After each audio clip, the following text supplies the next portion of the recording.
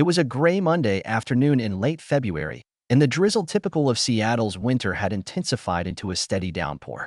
I just returned from my job at a local tech company, where I spent my days troubleshooting software glitches and fielding angry customer emails. My mind was heavy with the usual tedium, bugs, patches, deadlines. But as I stepped off the bus near my apartment complex in the Capitol Hill neighborhood, I spotted a figure huddled near the entrance. She wore layers of ill-fitting clothes that were visibly soaked through, and even from a distance, I could sense her exhaustion. Her hair, a dirty blonde color, clung to her face in wet strands. She sat with her back against the building's brick wall, knees drawn to her chest. People rushed by with umbrellas and hooded jackets, pointedly ignoring her. Something in me wouldn't let me do the same. I hesitated for a moment, uncertain whether to approach. You hear so many stories about how interactions with strangers can go wrong. But a pang of conscience pushed me forward. I took a tentative step toward her. "Hey," I said, my voice nearly drowned out by the rain. "You okay?" She looked up. In that moment, I realized she was much younger than I'd first thought, mid-20s, maybe. Her eyes were a startling shade of blue, though they brimmed with fatigue and weariness. She managed a barely perceptible nod. "I'm fine," she replied, her tone quiet, yet defensive. "Just resting." A gust of wind drove sheets of rain against the building. I noticed that her shoes had holes in them, and the toes of her socks were soaked. My heart constricted. Seattle is no place to be homeless, especially not in the dead of winter. "You sure?" I asked gently. "It's freezing out here. If you need a place to warm up." Her eyes flicked to the apartment door behind me, then back to my face. I could practically see the internal debate. Accepting help from a stranger can be risky, especially for a woman alone. But maybe desperation, or something in my expression, convinced her to trust me. After a pause, she nodded. "Thank you," she said, struggling to stand. Her legs seemed stiff, as if she'd been in that crouched position for hours. She pulled a battered backpack close to her side. "I'm Emily." "I'm Mark," I replied. "Come on, let's get inside before we both catch pneumonia." We made our way into the lobby, the overhead fluorescent lights flickering as we passed. The warmth was an immediate relief, though I could still feel a tension that clung to Emily. She stood a few feet behind me, observing everything with wary eyes. After tapping my key fob on the elevator panel, we rode up to my apartment in silence. I sneaked a glance her way. She kept her gaze fixed on the digital floor numbers, as if steeling herself for whatever might come next. My one-bedroom unit was modest, a small living area, a cramped kitchen, and a bedroom down the short hallway. Old motivational posters, gifts from a past roommate, lined the walls. As I flicked on the light, the heater kicked in with a noisy clang. "It's not much," I said, trying to ease the awkwardness. "But it's warm. Bathroom's down the hall to the right if you want a shower. I can dig up some dry clothes." Emily nodded, hugging herself. "A shower would be great," she murmured. While she disappeared into the bathroom, I fetched a threadbare towel and a sweatshirt and sweatpants from my dresser. They'd be huge on her, but at least they were clean and dry. My mind buzzed with unanswered questions. Where was she from? How did she end up on the streets? But a part of me recognized that she owed me no explanation. I placed the clothes outside the bathroom door, calling softly that they were there. Then I cleared some clutter off the couch, made space for the battered backpack she'd carried. I felt a strange mixture of nerves and responsibility. Inviting a stranger into your home is not something you do lightly. Yet, somehow, it felt like the right thing to do. Steam drifted from under the bathroom door for nearly 20 minutes, a sign Emily was savoring the rare luxury of hot water. Meanwhile, I searched the fridge for something I could offer her. I found leftover pasta, a jar of tomato sauce, some eggs, and a loaf of bread that was still passable. My culinary skills were average, but I figured a warm meal might help. When the shower finally shut off, she emerged wearing my oversized clothes, her damp hair slicked back from her face. The exhaustion was still there, but she seemed momentarily relieved. I pointed to the small dining table where I'd set out plates of reheated pasta. "Hope you're hungry," I said. She took a seat, carefully lowering her backpack to the floor beside her. I noticed she kept it within arm's reach, like a lifeline. "Thank you," she said quietly, picking up the fork with trembling fingers. For a while, we ate in near silence. The pasta wasn't gourmet by any stretch, but I caught Emily nearly finishing the entire plate. I wondered how long it had been since her last real meal. After I cleared the dishes, she insisted on helping me wash them. Her eyes darted around the kitchen, taking in the cramped counters, the flickering overhead light. "I really appreciate this, Mark," she said, her voice subdued as we stood side by side at the sink. I won't stay long. Just needed somewhere to get dry. I shook my head. Stay as long as you need, I replied. I'm not going to kick you out into the rain. A faint smile tugged at her lips, though it didn't fully reach her eyes. She dried her hands on a dish towel, then followed me into the living room. I pointed at the couch, where I'd tossed a few blankets. You can sleep here, I offered. I know it's not a bed, but it's all I've got. She ran a hand over the worn upholstery, then met my gaze. For the first time, I saw a flicker of vulnerability break through her guarded exterior. Thank you, she repeated. That night, lying in my bed with the door ajar, I listened to the muffled sounds of the city outside. I couldn't help but think about how many people like Emily were out there, hunched under overpasses and bus shelters, enduring the relentless cold. The thought unsettled me. I wondered what her story was, what led a young woman to have no place else to go. Eventually, exhaustion overtook me, and I drifted off, determined to learn more about her situation the next day. I awoke to the scent of coffee, which was surprising, given that I usually relied on instant granules if I bothered with coffee at all. Padding into the living room, I found Emily in the kitchen area, fiddling with my cheap coffee maker. She gave me a sheepish smile. I hope you don't mind, she said. I saw the coffee in the cabinet. Figured I'd make some. Not at all, I replied, genuinely touched. I didn't even know that things still worked. She seemed less tense than the night before, though traces of weariness lingered in her posture. Over steaming mugs, we engaged in small talk, the weather, my job, the gloominess of Seattle winters. She was cautious, keeping details about herself vague. I didn't press, but my curiosity gnawed at me. When I stepped out of the shower, I found Emily examining one of my books on the coffee table, an old Marine Corps guide to coding, something I'd picked up at a thrift store, ironically enough. She glanced up, an odd expression on her face. You interested in the Marines? She asked, her voice carefully neutral. I shrugged. Not particularly. I just found that book cheap somewhere. Figured it might have some interesting sections about old communication codes. She nodded, and for a moment, a guarded look passed over her features. Before I could read into it further, she set the book down and grabbed her backpack. I might head out for a bit, see if I can find any day labor gigs, she said. Is it okay if I come back later? Or do you want me gone? Her words startled me. The idea that she assumed she might be unwelcome stung. Of course you can come back, I assured her, scribbling my phone number on a slip of paper. Here. If you get stuck or need anything, text or call me. She took the paper hesitantly, then stuffed it into a side pocket of her bag. With a quiet thanks, she slipped out the door, leaving me alone in an apartment that suddenly felt empty. I mulled over the fleeting expressions I'd seen cross her face. Was she hiding something beyond the obvious hardships of homelessness? By the time she returned in the late afternoon, her clothes were damp again, and her expression was resigned. No luck, she said, dropping onto the couch. Tried a few places, but no one's hiring. Or they want a permanent address, references, which I don't have. I frowned, trying to think of a way to help. Do you have any form of ID? Any documents that might help? She shook her head. Lost most of my stuff a while back. Stolen. Thrown out. I can't even remember. A flicker of anger passed over her face. I used to have an ID from the Marines, but that's long gone. My breath caught. So she really had been in the military. I recalled the unusual tension that morning when she saw my random Marine Corps book. Now, a puzzle piece clicked into place. You were in the Marines? I asked gently. Emily's jaw tightened. For a moment, she looked like she might deny it. Then she nodded. Yeah, for 4 years. It didn't end the way I expected. I wanted to ask more, but something told me not to push too hard. Instead, I gestured to the kitchenette. Listen, how about we figure out dinner and talk about next steps? Maybe we can look online for job listings or resources for veterans. We can use my laptop. She agreed, relief flickering in her expression. Over a simple meal of scrambled eggs and toast, she opened up, just a crack, about her past. She mentioned enlisting fresh out of high school, searching for purpose and a chance to see the world. The details were sparse, but enough for me to realize her service was integral to who she was. As we cleaned up the dishes, I noticed a partially visible tattoo on her upper forearm when her sleeve slid up, the letters USMC etched in a flowing script, partially faded. I said nothing, but made a mental note that there was far more to Emily's story than she was sharing.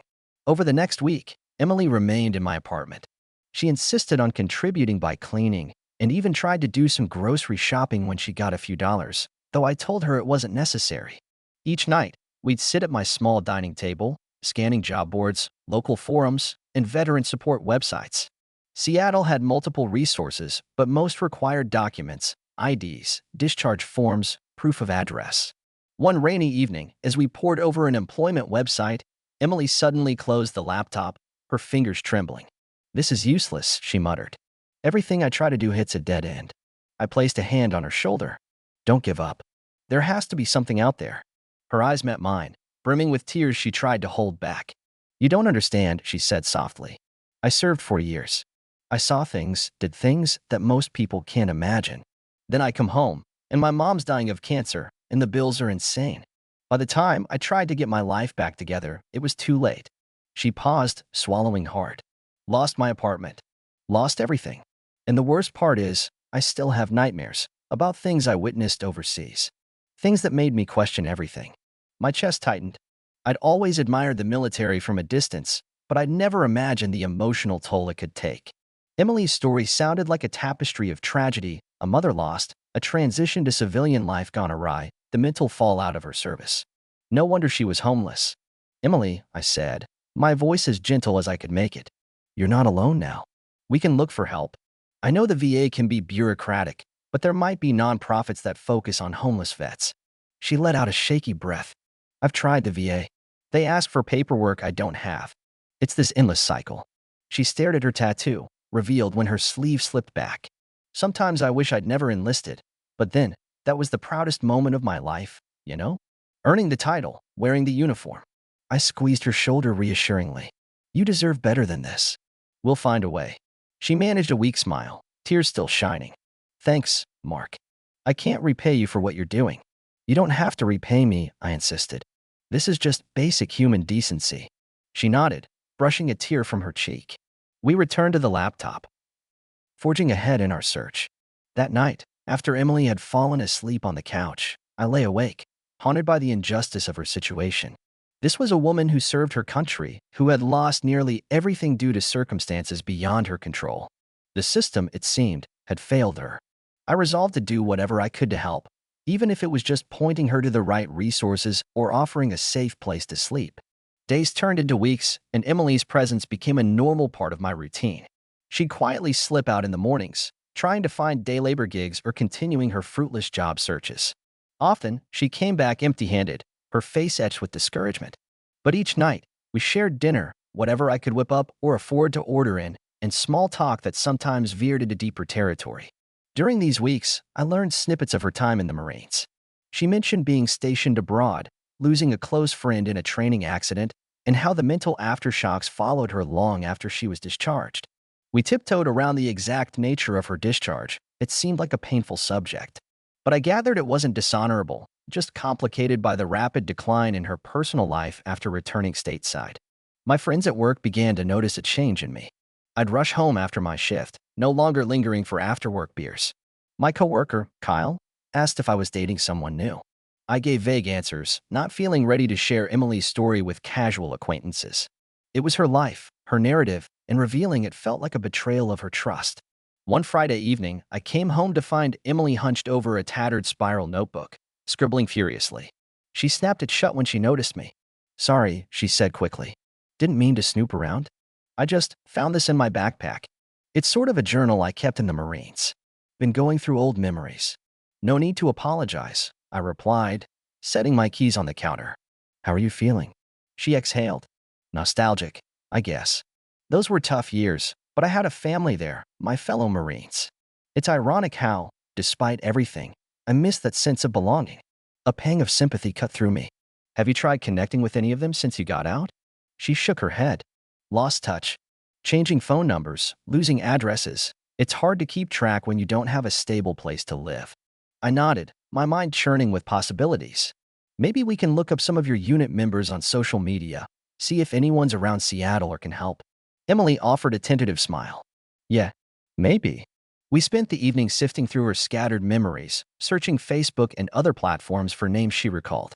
It was a long shot, but the process seemed to lift her spirits, reminding her she was more than a homeless veteran, that she had a history and relationships worth reclaiming.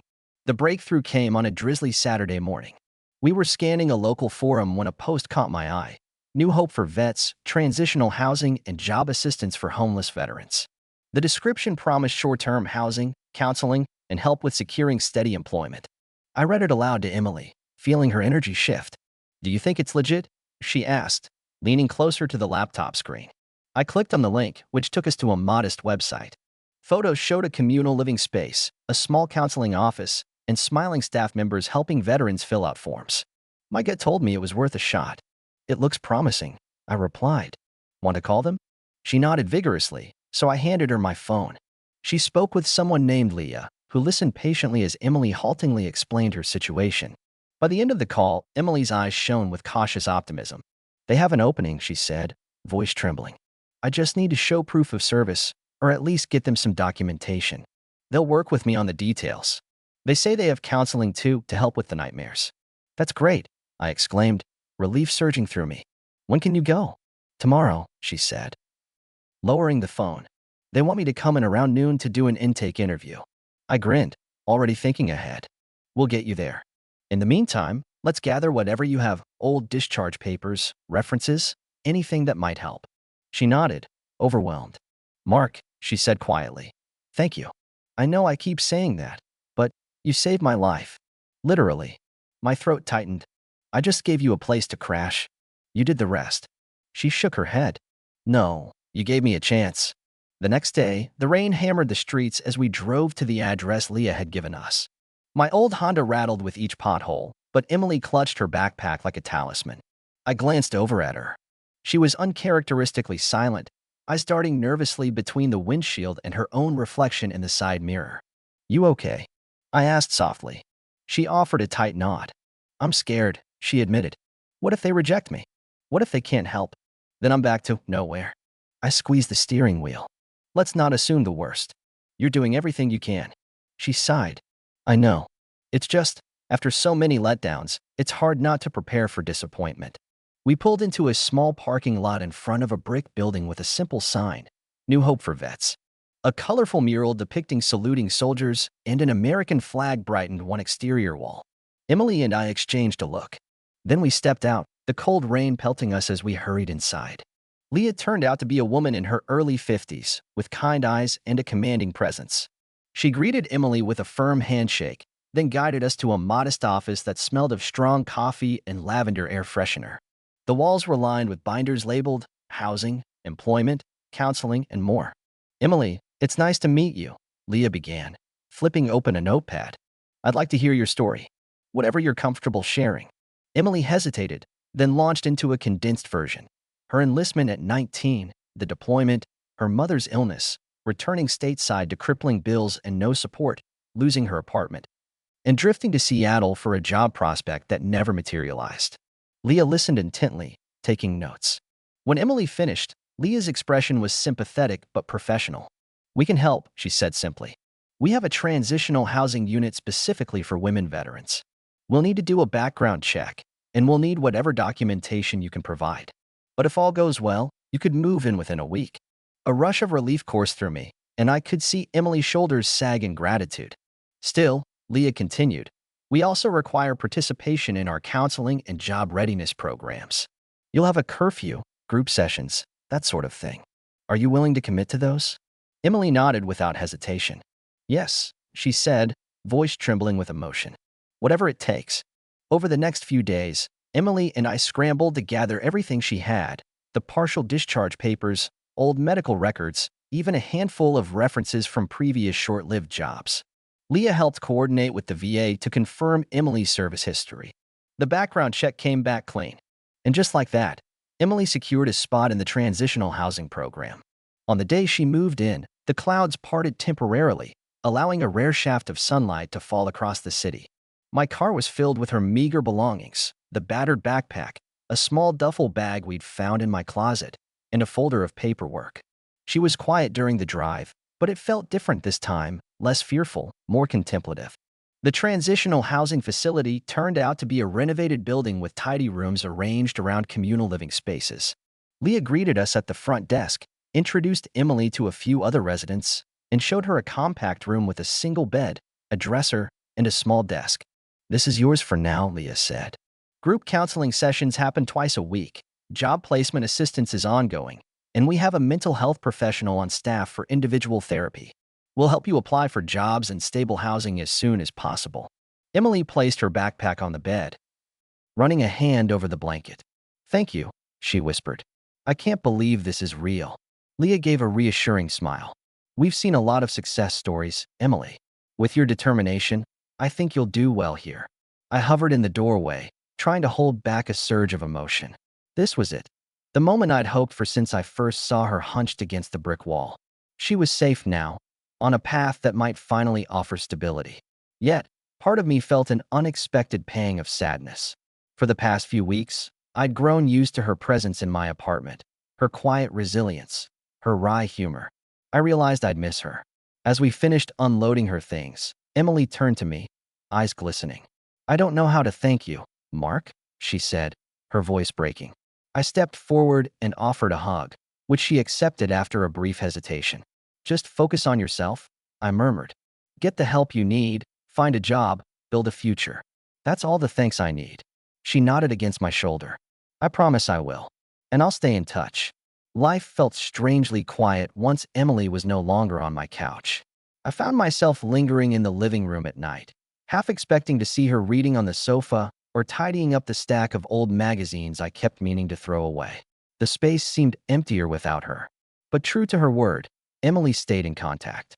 She'd message me updates, how the counseling sessions were helping her cope with her nightmares, the progress she was making in retrieving her full service records, and the new friends she'd made in the housing unit. She also mentioned that the staff psychologist diagnosed her with PTSD, something she'd suspected but never formally addressed. Therapy, she said, was hard, forcing her to confront long-buried traumas, but it also gave her hope. For the first time in ages, she could envision a future unbound by homelessness or guilt. Meanwhile, I threw myself into my work, finding renewed purpose in small tasks. When coworkers asked why I seemed different, I shrugged, offering only vague explanations about someone I'm helping. The truth was, I felt a deeper sense of empathy for those society overlooks.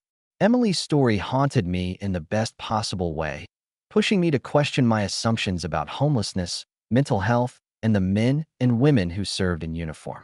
One weekend, I volunteered at a local soup kitchen, an impulse I'd never entertained before. As I handed out meals, I found myself scanning the faces in the line, reminded of Emily's worn expression the day I first saw her. It struck me how many people had stories just as complex, just as heartbreaking, if only someone took the time to listen. About a month after Emily moved into the transitional housing, she asked if we could meet for coffee. I have news, she texted. Curiosity piqued, I agreed. We chose a small cafe near Pioneer Square, a place with cozy seating and warm lighting. I arrived first, fidgeting with my phone. When Emily walked in, I almost didn't recognize her. She looked healthier, her posture straighter, and her hair was clean and tied back in a neat ponytail. She smiled, a genuine one, as she approached. Mark, she said, wrapping me in a brief hug. Thanks for meeting me. Of course, I replied, blinking away my surprise. You look great. How are things? She took a seat, folding her hands on the table. Better, she said, relief evident in her tone. Counseling's helping a lot, and so is having a stable place to sleep. But guess what? I got a job offer. My eyes widened. No way. That's incredible. Tell me more. She explained that, through New Hope for Vets, she'd been connected with a veterans job fair. There, she met a recruiter from a security company that valued her military logistics experience. They needed someone organized and disciplined, qualities she had in spades from her Marine Corps days. They're offering me an entry-level position, she said, her excitement tempered by caution. It's not huge money, but it's a start. And they said if I do well, there's room for growth. I can actually afford to start saving for a real apartment. I grinned. Emily, that's amazing. I'm so proud of you. She blushed. A mix of happiness and humility. I never thought I'd get back on my feet this quickly. But, Mark, I couldn't have done it without you. I shook my head, a bit embarrassed. You did all the heavy lifting. I just opened a door. Her eyes glistened. That was enough to change everything. We chatted for another hour, laughing about the random nights in my apartment, the time she tried to teach me how to properly brew coffee, and the countless job applications we'd slogged through. When we parted ways, she promised to keep me updated on her progress. I walked away feeling a rare sense of contentment, a warmth that outshone Seattle's ever-present gloom.